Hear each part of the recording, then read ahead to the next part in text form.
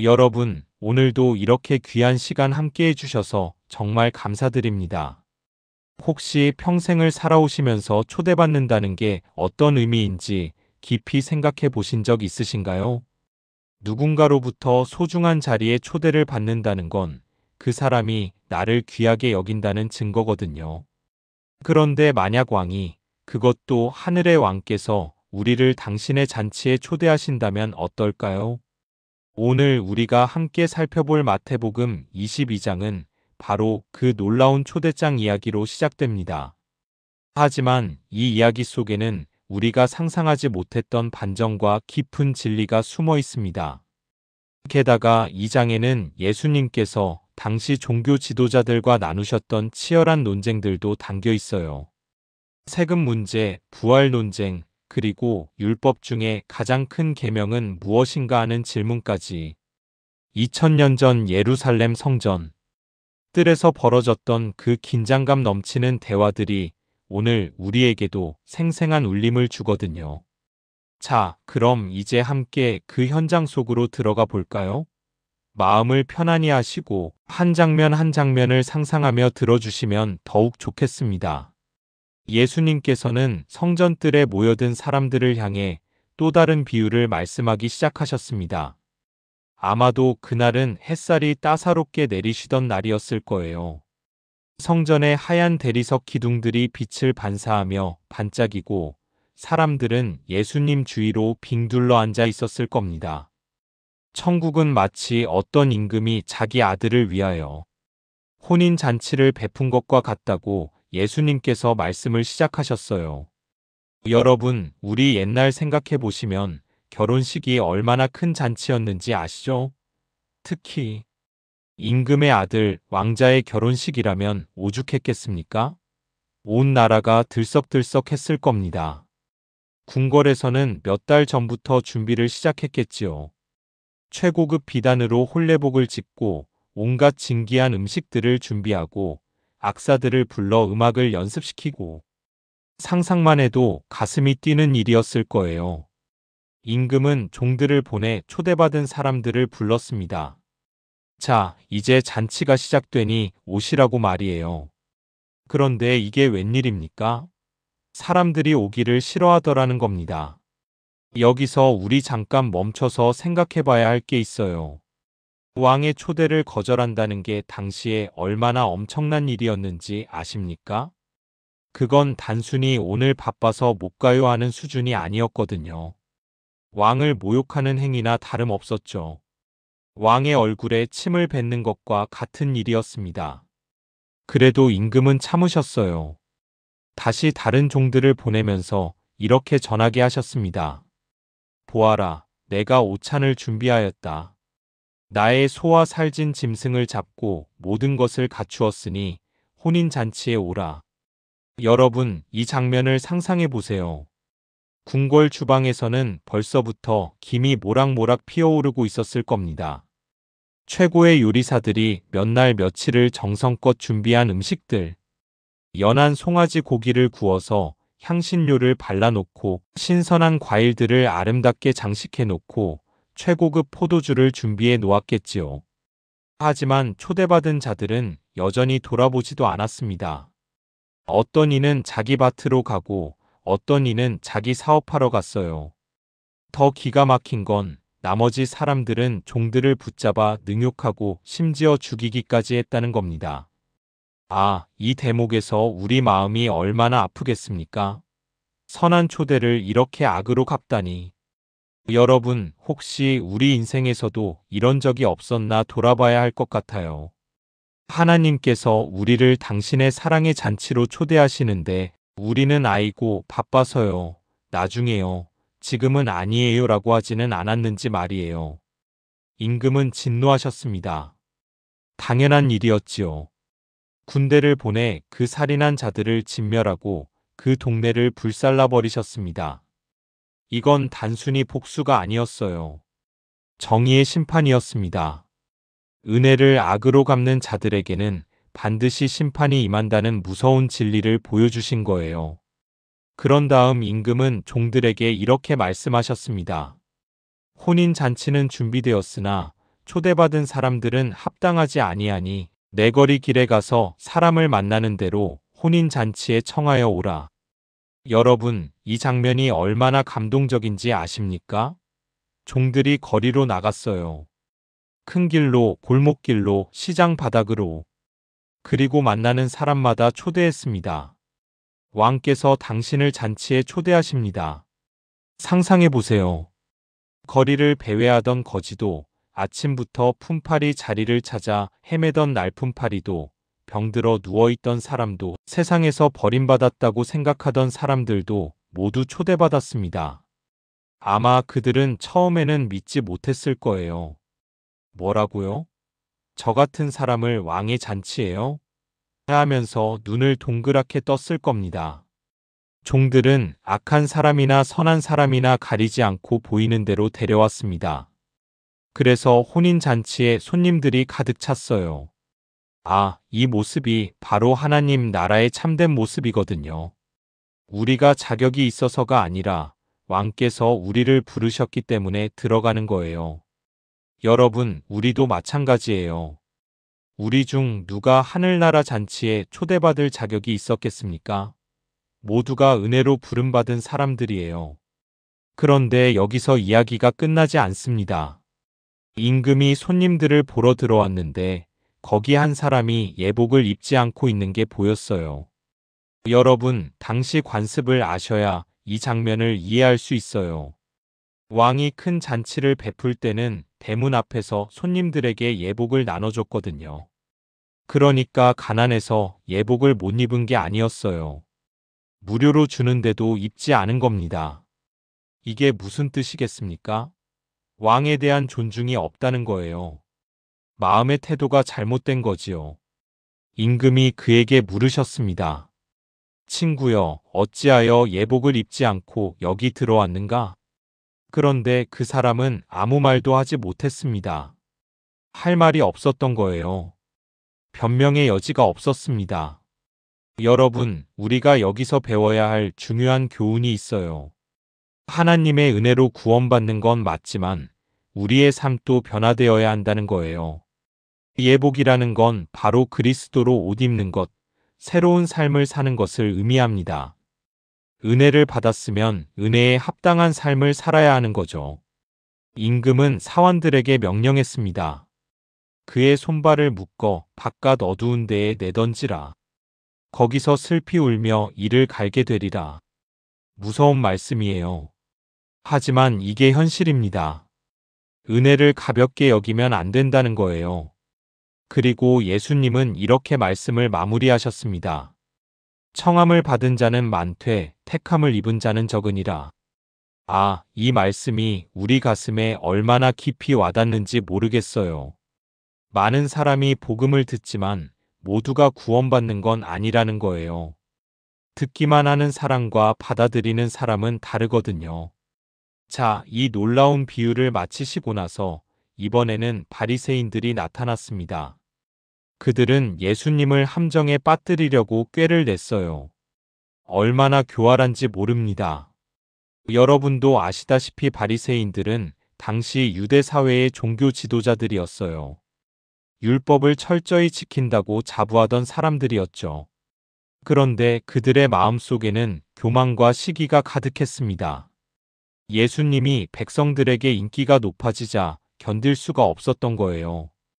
그들은 헤롯 당원들과 함께 제자들을 예수님께 보냈습니다. 이것 참 아이러니한 일이에요. 바리새인들과 헤롯 당원들은 원수지간이나 다름없었거든요. 바리새인들은 로마를 싫어했고 헤롯 당원들은 로마 편이었으니까요. 그런데 예수님을 죽이려는 목적 앞에서는 손을 잡았습니다. 악한 일을 위해서는 원수도 한편이 되는 법이지요. 그들이 예수님께 다가와서 말했습니다. 선생님이여, 우리가 아노니 당신은 참되시고 참으로서 하나님의 도를 가르치시며 아무도 꺼리지 아니하시니 이는 사람을 외모로 보지 아니하심이니이다. 여러분, 이 말 들어보세요. 얼마나 달콤한 아첨입니까? 꿀 발린 말이에요. 하지만 그 속에는 독이 들어 있었습니다. 이렇게 치켜세운 다음에 함정을 파놓은 거예요. 그러면 당신의 생각에는 어떠한지 우리에게 이르소서. 가이사에게 세금을 바치는 것이 옳으니이까 옳지 아니하니이까? 아, 이 질문 정말 교묘하지 않습니까? 이건 완벽한 딜레마 질문이었어요. 만약 예수님이 세금을 바쳐야 한다고 하시면 백성들이 실망하고 떠날 겁니다. 당시 유대인들은 로마의 지배를 얼마나 싫어했는지 아십니까? 세금은 그 억압의 상징이었거든요. 매달 로마 황제에게 세금을 바치는 것 자체가 치욕이었어요. 반대로 세금을 바치지 말라고 하시면 로마 정부에 대한 반역죄로 고발할 수 있었습니다. 그럼 예수님은 즉시 체포될 수 있었지요. 완벽한 함정이었어요. 어떻게 대답하든 곤란해 보이는 상황이었습니다. 하지만 예수님은 그들의 악한 의도를 아셨습니다. 예수님께서 말씀하셨어요. 외식하는 자들아, 어찌하여 나를 시험하느냐? 외식이라는 말. 이건 겉과 속이 다르다는 뜻이에요. 겉으로는 공손한 척하면서 속으로는 악한 계획을 품고 있었던 거죠. 예수님은 사람의 마음을 꿰뚫어 보시는 분이십니다. 예수님께서 계속 말씀하셨습니다. 세금 낼 돈을 내게 보이라. 그들이 한 데나리온을 가져왔습니다. 데나리온은 당시 하루 품삯에 해당하는 은전이었어요. 손바닥만 한 크기의 동전이었는데 한쪽 면에는 황제의 얼굴이 새겨져 있었고 황제를 신으로 칭송하는 글귀가 적혀 있었죠. 예수님께서 물으셨습니다. 이 형상과 이 글이 누구의 것이냐? 그들이 대답했습니다. 가이사의 것이니이다. 그때 예수님께서 놀라운 말씀을 하셨습니다. 그런즉 가이사의 것은 가이사에게, 하나님의 것은 하나님께 바치라. 아, 이 대답이 얼마나 지혜로운지 아십니까? 한마디로 모든 함정을 무력화시키신 거예요. 여러분, 이 말씀의 깊은 의미를 생각해 봐야 해요. 돈에는 황제의 형상이 새겨져 있으니 황제에게 돌려주라는 거예요. 세상의 것은 세상에 돌려주라는 말씀이지요. 하지만 더 중요한 건 뒤에 나오는 말씀입니다. 하나님의 것은 하나님께 바치라. 그럼 하나님의 형상이 새겨진 건 뭐겠습니까? 바로 우리 자신이에요. 창세기에 보면 하나님이 당신의 형상대로 사람을 만드셨다고 나오잖아요. 우리는 하나님의 형상을 지닌 존재예요. 그러니 우리 자신을 하나님께 드려야 한다는 뜻입니다. 돈 몇 푼을 황제에게 바치는 건 아무것도 아니에요. 하지만 우리의 온 마음과 영혼을 하나님께 드리는 것, 이게 진짜 중요한 거예요. 그들이 이 말씀을 듣고 놀라워하며 예수님을 떠나갔습니다. 할 말을 잃었던 거예요. 함정을 파놓았는데 오히려 자기들이 깨달음을 얻고 떠난 셈이지요. 그런데 이번에는 사두개인들이 찾아왔습니다. 여러분, 사두개인들이 누군지 아시나요? 이들은 부활을 믿지 않는 사람들이었어요. 영혼이나 천사의 존재도 부인했습니다. 오직 눈에 보이는 현실만 믿는 사람들이었지요. 요즘으로 치면 극단적인 유물론자들 같은 사람들이었어요. 그들이 예수님께 한 가지 상황을 들고 왔습니다. 선생님이여, 모세가 말하되 어떤 사람이 자식이 없이 죽으면 그의 동생이 그의 아내에게 장가들어 형을 위하여 상속자를 세울지니라 하였나이다. 이건 구약의 수혼법을 말하는 거예요. 형이 자식 없이 죽으면 동생이 형수와 결혼해서 가문을 잇게 하는 법이었죠. 가문이 끊기는 걸 막기 위한 법이었어요. 그들이 계속 이야기를 이어갔습니다. 우리 중에 7형제가 있었는데 마지가 장가들었다가 죽어 상속자가 없으므로 그의 아내를 그 동생에게 끼쳤고 그 둘째와 셋째로 7째까지 그렇게 하다가 최후에 그 여자도 죽었나이다. 그런즉 부활 때에 그 여자는 7 중에 누구의 아내가 되리이까? 그들이 다 그를 취하였나이다. 여러분, 이 질문 참 교묘하죠? 부활이 있다면 이 여자는 누구의 아내가 되느냐는 거예요. 7 남자와 다 결혼했는데 말이죠. 사두개인들은 이 질문으로 부활 교리를 우스꽝스럽게 만들려고 했던 겁니다. 하지만 예수님의 대답은 그들의 생각을 완전히 뒤집어 놓았습니다. 너희가 성경도 하나님의 능력도 알지 못하는 고로 오해하였도다. 아, 이 말씀 얼마나 날카로운지 모르겠어요. 너희가 문제는 지식이 부족한 게 아니라 하나님을 제대로 이해하지 못한다는 거예요. 예수님께서 계속 설명하셨습니다. 부활 때에는 장가도 아니 가고 시집도 아니 가고 하늘에 있는 천사들과 같으니라. 여러분, 이 말씀이 얼마나 놀라운지 아십니까? 부활의 세계는 이 세상과 완전히 다르다는 거예요. 지금 우리가 경험하는 결혼제도, 가족관계 같은 것들은 이 땅의 것이에요. 하지만 부활 후의 삶은 차원이 다른 겁니다. 천사들처럼 된다는 건 더 이상 죽음이 없고 늙음도 없고 병도 없다는 뜻이에요. 완전히 새로운 존재 방식으로 사는 거지요. 결혼이 필요 없는 이유는 더 이상 죽음이 없기 때문에 자손을 낳아 대를 이을 필요가 없기 때문이에요. 그리고 예수님은 결정타를 날리셨습니다. 죽은 자의 부활을 의논할진대 하나님께서 너희에게 말씀하신 바 나는 아브라함의 하나님이요 이삭의 하나님이요 야곱의 하나님이로라 하신 것을 읽어보지 못하였느냐? 하나님은 죽은 자의 하나님이 아니요 살아있는 자의 하나님이시니라. 여러분, 이 논리가 얼마나 정확한지 보세요. 하나님께서 모세에게 나는 아브라함의 하나님이라고 말씀하실 때 아브라함은 이미 수백 년 전에 죽은 사람이었어요. 그런데 현재형으로 말씀하신 거예요. 나는 아브라함의 하나님이다. 과거형이 아니라요. 이게 무슨 뜻이겠습니까? 아브라함이 하나님께는 여전히 살아있다는 거예요. 육신은 죽었지만 영혼은 살아있고 부활의 소망을 가지고 있다는 뜻입니다. 하나님은 죽은 자의 하나님이 아니에요. 살아있는 자의 하나님이세요. 하나님과 연결된 모든 사람은 죽음을 넘어서 영원히 살게 되어 있습니다. 무리들이 이 말씀을 듣고 놀랐습니다. 그럴 만도 하지요. 이렇게 명쾌하게 부활을 설명하는 걸 들어본 적이 없었으니까요. 그때 바리새인들이 예수님께서 사두개인들을 막으셨다는 소식을 듣고 다시 모여들었습니다. 그 중에 율법사 하나가 예수님을 시험하려고 물었어요. 선생님, 율법 중에서 어느 계명이 크니까? 이것도 만만치 않은 질문이었어요. 당시 율법은 613개나 되었거든요. 그 중에 어느 게 가장 중요하냐고 묻는 건 자칫하면 다른 율법을 무시한다는 오해를 살 수 있었습니다. 하지만 예수님은 주저하지 않으셨습니다. 내 마음을 다하고 목숨을 다하고 뜻을 다하여 주 너의 하나님을 사랑하라 하셨으니 이것이 크고 첫째 되는 계명이요.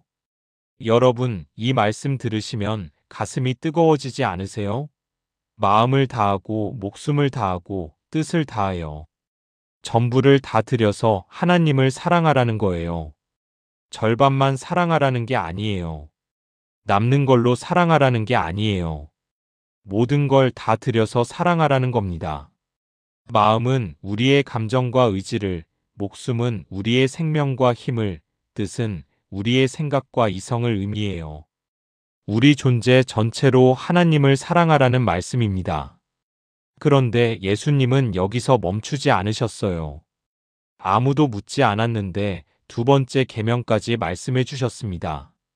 둘째도 그와 같으니 내 이웃을 내 자신 같이 사랑하라 하셨으니 이 두 계명이 온 율법과 선지자의 강령이니라. 아, 이 말씀이 얼마나 중요한지 모르겠어요. 하나님 사랑과 이웃 사랑을 떼어놓을 수 없다는 거예요. 하나님을 사랑한다면서 이웃을 미워할 수는 없어요. 반대로 이웃을 진정으로 사랑하려면 하나님의 사랑으로부터 시작해야 하고요. 내 이웃을 내 자신 같이 사랑하라. 이 말씀도 깊이 생각해 봐야 해요. 우리 자신을 어떻게 대하나요? 배고프면 밥을 먹고 아프면 치료받고 추우면 옷을 입잖아요. 이웃도 그렇게 대하라는 거예요. 이웃의 필요를 내 필요처럼 느끼고 이웃의 아픔을 내 아픔처럼 여기라는 뜻입니다. 예수님은 말씀하셨습니다. 이 두 계명이 온 율법과 선지자의 강령이니라. 613개의 모든 율법이 결국 이 두 계명으로 요약된다는 거예요. 하나님 사랑과 이웃 사랑, 이게 전부라는 겁니다. 여러분, 우리 삶을 돌아봐야 할 것 같아요. 우리는 정말 하나님을 마음 다하고 목숨 다하고 뜻 다해 사랑하고 있을까요? 우리는 이웃을 우리 자신처럼 사랑하고 있을까요? 이제 마지막 장면입니다. 바리새인들이 모였을 때 예수님께서 그들에게 질문하셨어요. 지금까지는 그들이 예수님께 질문했는데 이제는 예수님이 그들에게 질문하시는 겁니다. 너희는 그리스도에 대하여 어떻게 생각하느냐? 누구의 자손이냐? 그들이 대답했습니다. 다윗의 자손이니이다. 맞는 대답이었어요. 구약 성경의 메시아는 다윗의 후손으로 오신다고 예언되어 있었으니까요. 그러자 예수님께서 다시 물으셨습니다. 그러면 다윗이 성령에 감동되어 어찌 그리스도를 주라 칭하여 말하되 주께서 내 주께 이르시되 내가 내 원수를 내 발 아래에 둘 때까지 내 우편에 앉아 있으라 하셨도다 하였느냐? 다윗이 그리스도를 주라 칭하였은즉 어찌 그의 자손이 되겠느냐? 여러분, 이 질문의 논리를 보세요. 다윗이 시편 110편에서 여호와께서 내 주께 말씀하시기를이라고 했어요. 다윗이 메시아를 내 주라고 불렀다는 거예요. 그런데 아버지가 아들을 주라고 부르나요? 그럴 리가 없지요. 할아버지가 손자를 주라고 부르지 않아요. 아랫사람이 윗사람에게 쓰는 호칭이 주예요. 그렇다면 메시아가 단순히 다윗의 자손일 수만은 없다는 거예요. 메시아는 다윗의 후손이기도 하지만 동시에 다윗보다 높으신 분이어야 한다는 뜻입니다. 이게 무슨 뜻이겠습니까? 메시아는 사람으로 오시지만 동시에 하나님이시라는 거예요. 예수님이 바로 그런 분이세요. 마리아의 몸에서 태어나셨지만 영원 전부터 계신 하나님이신 겁니다. 이 질문에 아무도 한마디도 대답하지 못했습니다. 그날 이후로는 감히 더 이상 묻는 자가 없었다고 성경은 기록하고 있어요. 여러분, 오늘 우리가 마태복음 22장을 통해서 무엇을 배웠나요? 첫째, 하나님의 초대는 놀라운 은혜라는 거예요.